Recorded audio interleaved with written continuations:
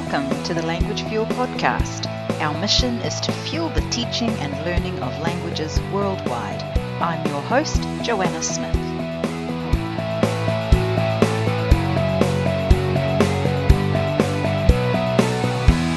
Today on the podcast, we're going to hear an interview with Adon Kumar. Now, Adon is somebody I've known for many years, and what I really admire about Adon is the fact that he's very passionate about helping migrants in New Zealand, helping them find jobs. He's been working for years and years, and he seems tireless in his pursuit to assist people, in particular with, employment skills English and preparing for job interviews and so on. So I think you'll find this an interesting episode. So today on the podcast we have Adon Kumar. Adon has been teaching English for a couple of decades now, so I thought it might be quite nice to get to know him and hear some of his stories. Good morning, Adon. Hi, Joanna, how are you? I'm very well. So Adon, I wonder if you would mind telling us a little bit about your background and how you got into teaching. Sure.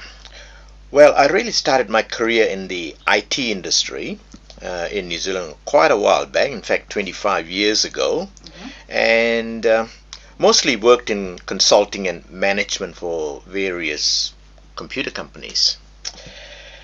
And then, in the corporate world, a lot of things happen, and I was made redundant 4 times during that career, and Wow. I thought it was time to change. Change career. Yeah, fair enough.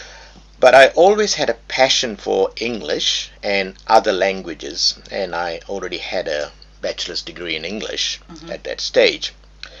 So I decided to go for training to become an ESOL teacher. Fantastic. So you did this as an adult, which is... That's right. Yeah.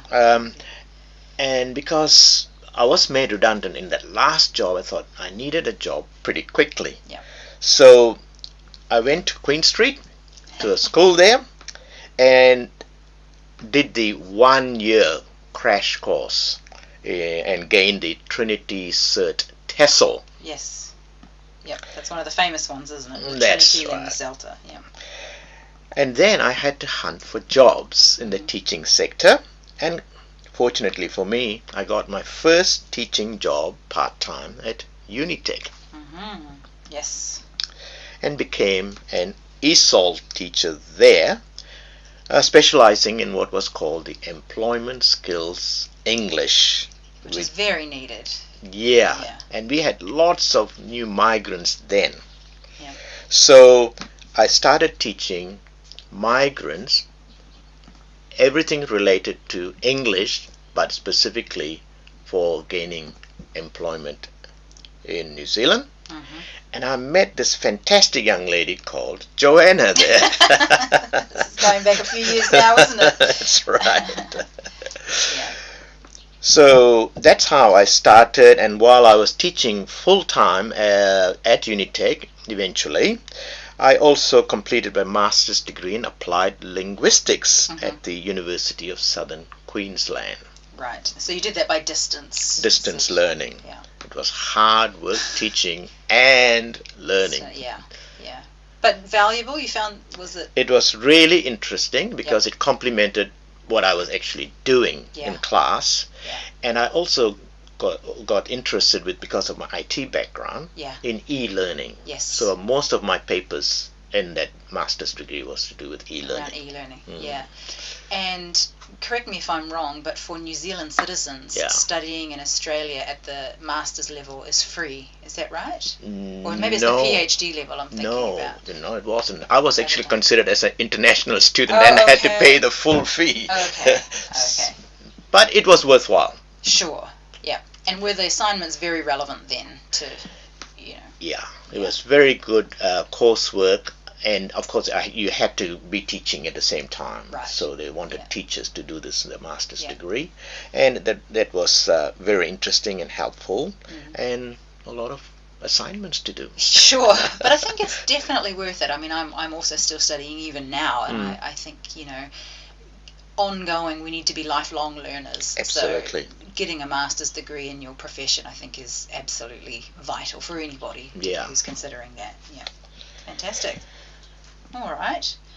So, since your time at Unitec, I know you've also then gone on to privately work with many migrants in New Zealand. Mm-hmm. Can you tell me why you're so passionate about that?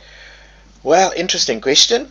First of all, I'm a migrant myself. Mm-hmm. Which And is amazing because you really have that understanding. yeah, I came to New Zealand as I'm a Malaysian, and I came here as a Malaysian Indian over 30 years ago. And when I came here, there were hardly any migrants. Wow. I can't believe that now when you That's walk right. down Exactly. Queen Street in Auckland. Yeah. Yeah, so I was the odd one out. Right. There were Polynesians and Maoris then, Mm-hmm. and the Indians were majority in the dairies. Right. Other than that, you didn't see many people. So I was feeling a bit awkward going out because everybody was looking at me. I was sort of bit strange, different color, different ethnicity. And I was very lonely, shy, and homesick when I first came here because Wow. it was a new country. I've never been to a Western country before. Wow. And it was a struggle to understand the Kiwi English. Different from the English you would have heard in Malaysia. Exactly, because we went to British schools then. Yeah, sure. So I had to work hard to survive. And even though I had 2 degrees by then, I couldn't find an office job, which is what I really wanted to do. Mm-hmm. So the thing was, I started my first working job in a factory making rubbish bags. Wow.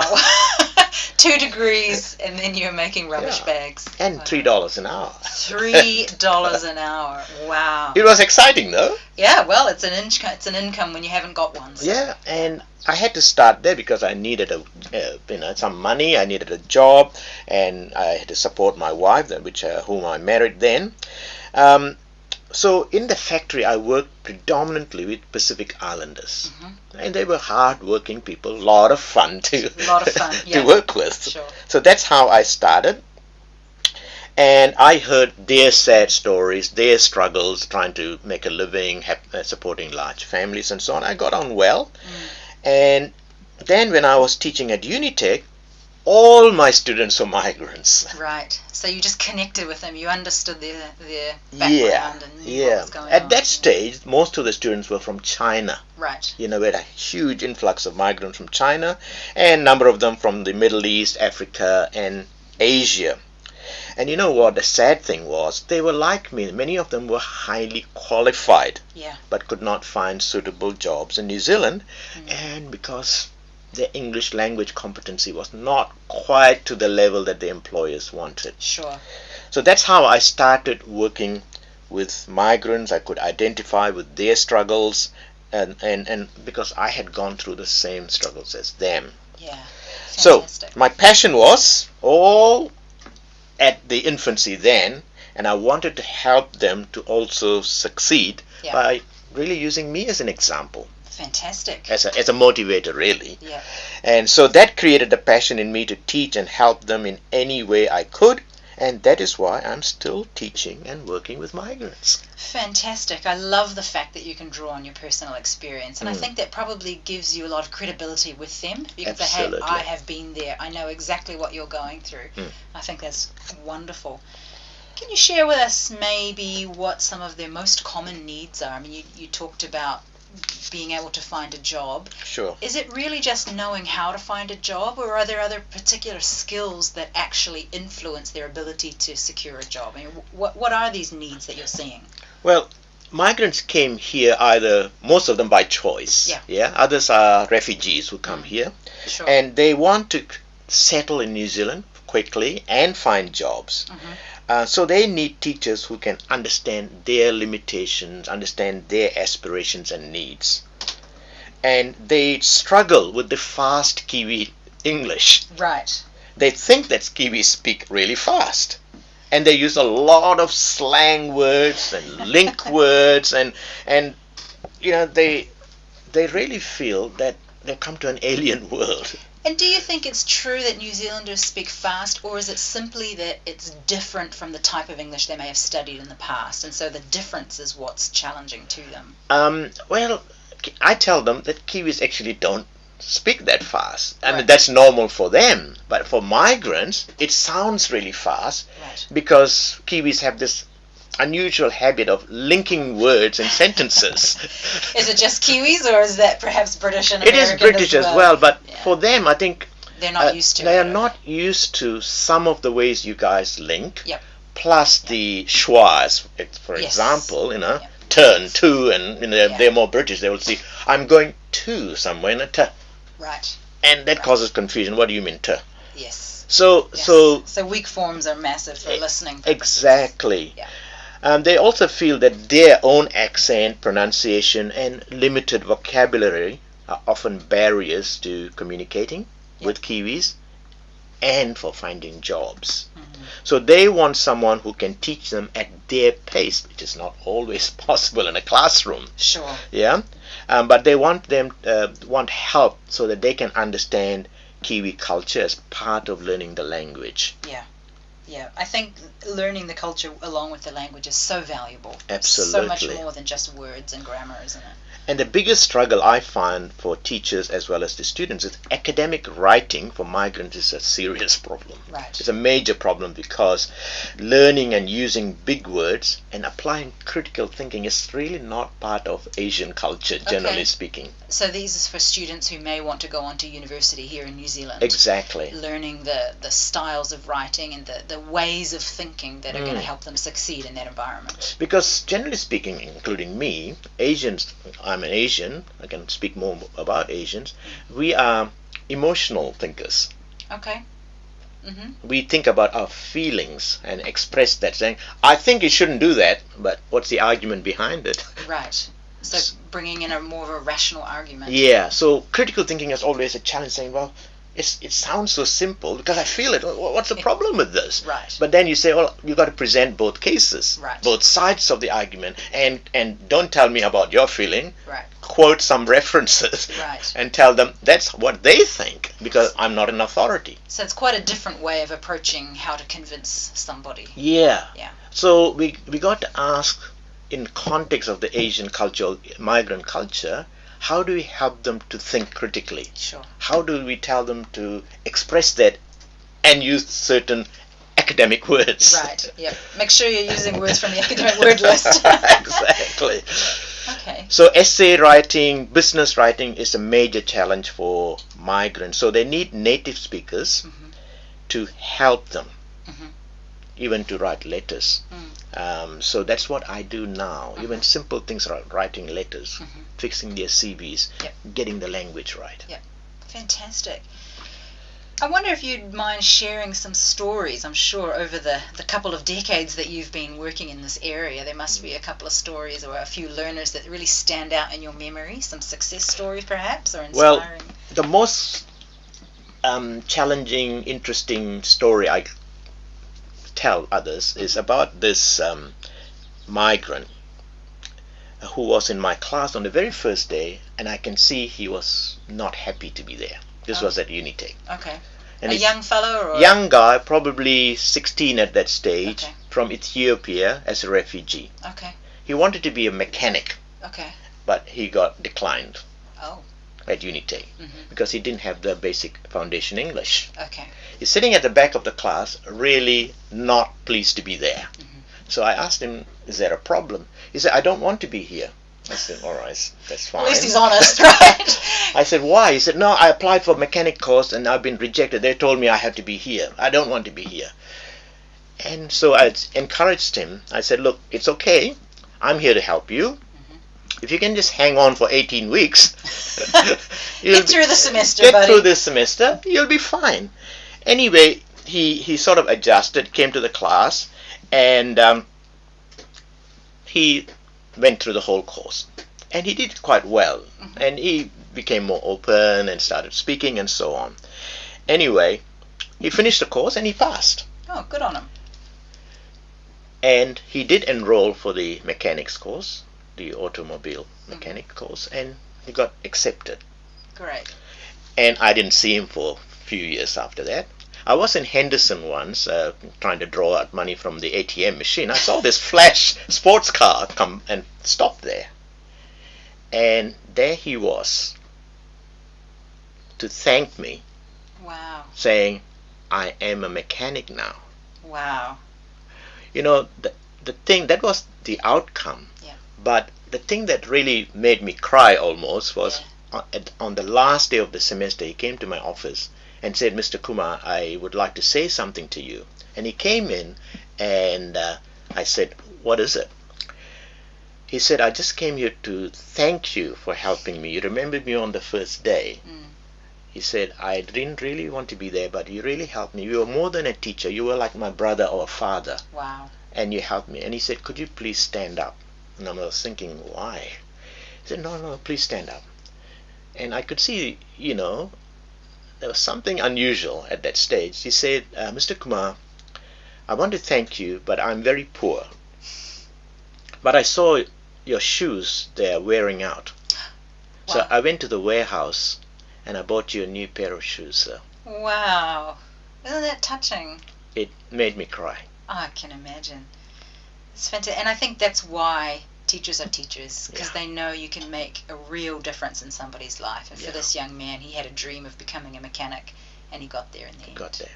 And then he found better shores. He wanted to go to Australia. Okay. So before he went to Australia, I think the week before, he invited me to his house, and they have this traditional coffee making ceremony, the Ethiopian thing, and they invite important guests. Lovely. And I was the important guest. Oh, fantastic. It was really nice. Oh, that's great. I'm sure he's driving Lamborghini or something now. Fixing up his fancy cars.